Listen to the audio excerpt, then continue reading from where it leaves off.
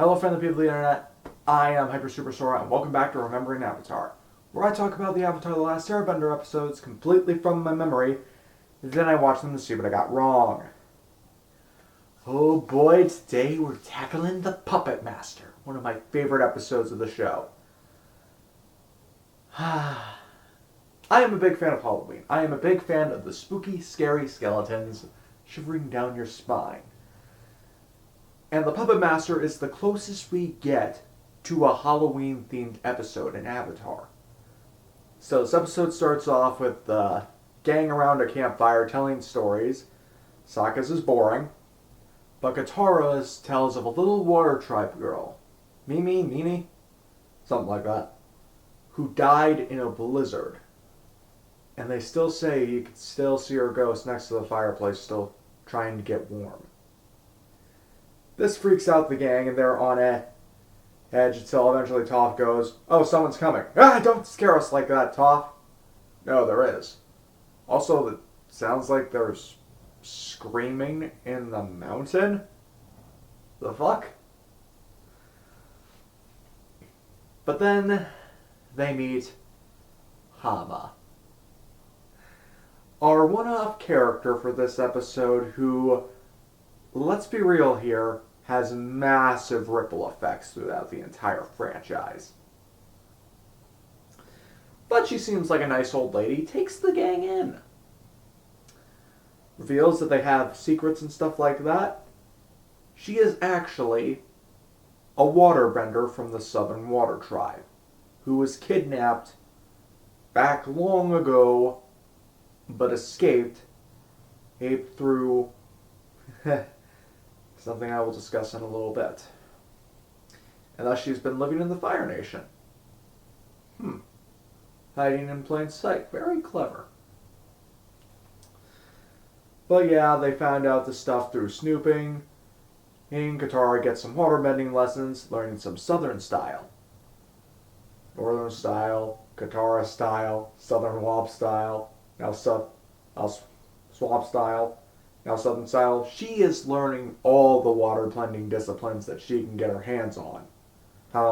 Teaching Katara two useful tricks that I don't think Katara uses to their fullest extent, and I understand why.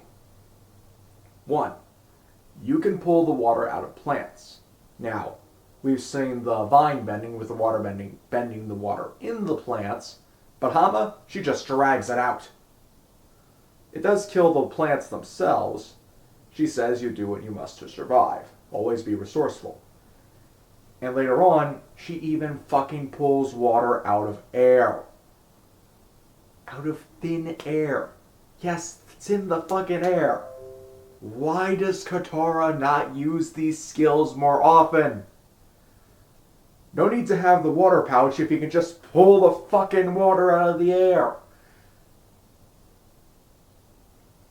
But yeah, Comb, Southern Water Tribe, getting food that resembles Southern Water Tribe stuff. Katara's just like, "Oh, maybe you could use your feminine charms to get a discount from that man." Are you implying that I should take advantage of that man's feelings for me in order to save some money? You and I are going to get along nicely. Fuck you. Anyway. Yeah, but they also start hearing these legends. Around the time of the full moon, people are getting captured, dragged up to the mountain. And there's only one person who's ever survived this. Old Man Ding, Tim, I don't know. I don't remember his name, but he's old. Katara, she's busy with Hama. She's busy with Hama. So Toph, Aang, and Sokka learn about this. Well, what happened? It was like I didn't have control over my own body. I was just going up the mountain. Took a look at the moon for what I thought would be my last time. Then the sun came up, and I had control of myself again. Hightailed it out of there as quick as he could. Legend, stay inside when there's the full moon. Some angry spirit or something will drag you up to the mountain to never be seen again. Also like to point out, Sokka thinks she's creepy having puppets and the water tribe come. An empty room with just one box? But full moon happened, and Toph goes, I knew it, there was screaming in the mountain. There are people, we gotta go rescue them. Meanwhile, Katara and Hama are underneath the full moon, and Hama has her final lesson. During night, during the full moon, is when us waterbenders are when we are at our most powerful. I'm going to teach you something. Blood bending. Bending the water, the blood inside of another person. I can't wait until the day where Avatar gets an M rating and some bloodbender is going to bend it out of somebody. You know that one scene from the X-Men comics where Magneto pulls the adamantium out of Wolverine? Like that. Very Mortal Kombat-esque. Yes, body horror. Learning how to bend the blood in somebody else's body. Katara is hesitant. Hama gives her a harsh lesson in it. But then she does pick up the trick and kind of makes it so Hama can't blood the bend in her body. So they have a waterbending duel and Hama is clearly outmatched. Toph is saving the people in the mountain while Sokka and Aang were helping her, and then it's just like, wait, Hama's doing this.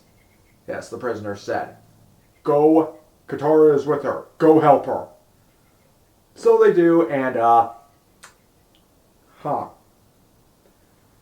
Hama uses them as her puppets to fight Katara. And through a... Stop it, arms! Stop it! Till eventually it's just like, you can stop them from hurting you, but can you stop them from hurting themselves? Bitch, that's the Avatar. So goes to impale Aang on Sokka's space sword until eventually stops. Katara has learned bloodbending and is doing it to Hama in order to stop her. The villagers capture her, but before Hama could go away, congratulations, Katara. You're a bloodbender. And it ends with Katara in tears. She does not want this power. She only uses this power one other time in this series. And it shows how serious she is in that episode, and I will get to it eventually. But this episode, the atmosphere, the body horror, I love them. Hama being this nice, a bit crazy old lady to just knows with the fact that, oh yeah, she's fucking mental. And you understand why she's like that. Because we see her in her story about how he was there when she's explaining to Katara the full moon, teaching her how to bloodbend. We see the conditions that she was put in. Dry prison cells, having to be chained up in order to just get some water. Or the conditions that she was in. Eventually she learned how to control all the water and other things, other people. Trying every full moon with the rats. Now, to be fair, she could have been trying without the full moon, couldn't have done it, but nevertheless, power creep. Fucking him on. Until eventually when she mastered the rats, like bending like 5 of them at once, she moved on to the guard. The guard literally opened the prison cell for her as she bloodbended him. Walked right out. Guard tries to get up. No. That's why she didn't kill that guard. Yeah, catch up. And a little theory that floats around is that's the reason why Katara's mother was killed in a roundabout way. And we just need to capture the water avatar. We don't need to kill them. Sir, there was a Southern Water Tribe prisoner who escaped who bended the blood in our guard's body. That's too dangerous. Kill them all. Thus, Katara's mother being killed. Thanks, Hama. Now, if you subscribe to that theory or not, that's on to you. But I know this episode is great, so enough of me rambling on about it. Let's just watch the fucking thing. Okay, so just got done watching the episode, and yeah, I was right. This episode's fucking great. Watch the episode. I can't do it justice. One question I have is, how long is a month in Avatar? Because all the time we see full moons, and well, depending on how long a year it is, depending on how long the seasonal shifts are, kind of makes it hard to pinpoint a time frame for how long the Avatar series takes place. But, one, the music in this episode is great. The fight scene between Hama and Katara is amazing. I particularly love the move where Katara stonewalls the water attack and has the entire thing bounce back. And I was just like, what the fuck is that? Because, like the Avatar, like someone else later on, Katara has learned all different types of bending techniques from all different types of benders. Dodging like an airbender, having the aggression of a firebender, having the stonewall of an earthbender. Also, the story with Nini took place during Katara and Sokka's mother's time. I forget her name, not Gran-Gran's. Gran-Gran happened with Hama. As a matter of fact, I think Gran-Gran and Hama were friends at one point, seen by the flashbacks. Now, again, this episode is great, and Hama has mastered one of my personal techniques, the technique of stealth. To be fair, if you're trying to get away with kidnapping people and shoving them into a prison inside of a mountain, gotta need to be a master of stealth to get away with that shit. To be fair, out of how many people she's captured, let alone who she's killed, only one got away. That's a pretty good success rate. Alright, let me look over my notes here, see what I missed. Also, one point of character development I'd like to point out is Sokka and Momo. From Sokka wanting to eat Momo to now Momo pretty much being definitively Sokka's pet. Because they fucking sleep together. Those two are a pair now. Also, they're talking about, this place is fucking beautiful. It is. What would make a spirit mad? Maybe the moon spirit's just pissed? And Katara rightly defends his former girlfriend. Gets real pissed about it too. Maybe the moon spirit's just a dick! No, I was the dick in that relationship. I'm the one who fucked that! Oh, that was funny. But, this episode we also got another glimpse of food bending that Hama does. Seriously, I don't get it. To be fair, waterbenders are being known in this episode to bend a whole plethora of different things. From blood to plants to literally the air. That's crossing over a bit. What do you guys think of pulling water out of the air? Do you like that ability? Do you not? Is it crossing over with airbending too much? I know cloud bending's kind of a gray area there, but they're literally just big clouds. Of course they're clouds. But they are water vapor, so maybe clouds are just easier to bend the water in instead of just air outright. But yeah, what do you guys think of that ability? He does it wane a bit, isn't in the gray area. Also, a little theory I concocted up while watching this episode again is that Katara doesn't want to use any of the techniques that she learned in the one or two, with Hama. Include the blood bending, the pulling the water out of the air, the pulling the water out of the plant. She doesn't want to use that shit because Hama's, kind of crazy. But that's just a headcanon thing, and me personally, I would use all except the blood bending. And maybe the blood bending on occasion if I wanted to be a dick. But my moral compass is not the same as Katara's. Yeah, we see a young Gran-Gran this episode.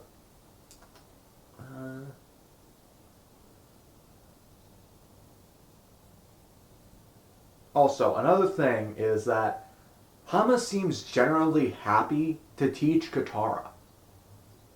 Like, we get her end goal is, ah yes, you have mastered all that I taught you. Now kill the Fire Nation. All of them. Continue my work and legacy.